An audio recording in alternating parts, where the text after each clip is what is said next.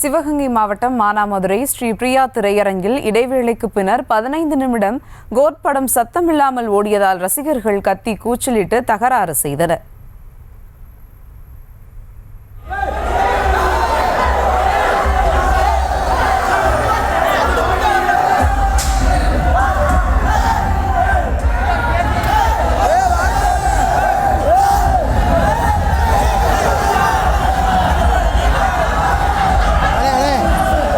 கூடுதல் விவரங்களோடு இணைகிறார் செய்தியாளர் மகேஷ். வணக்கம் மகேஷ், விவரங்கள். கண்டிப்பாக சுபா.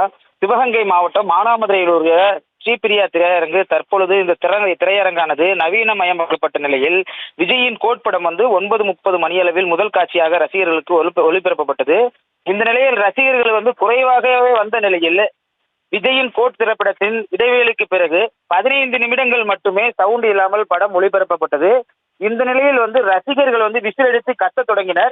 பிறகு 15 நிமிடத்திற்கு பிறகு அந்த சரி செய்யப்பட்ட நிலையில் தற்போது காட்சிகளானது ஒளிபரப்பப்பட்டு ரசிகர்கள் பார்த்து வருகின்றனர்.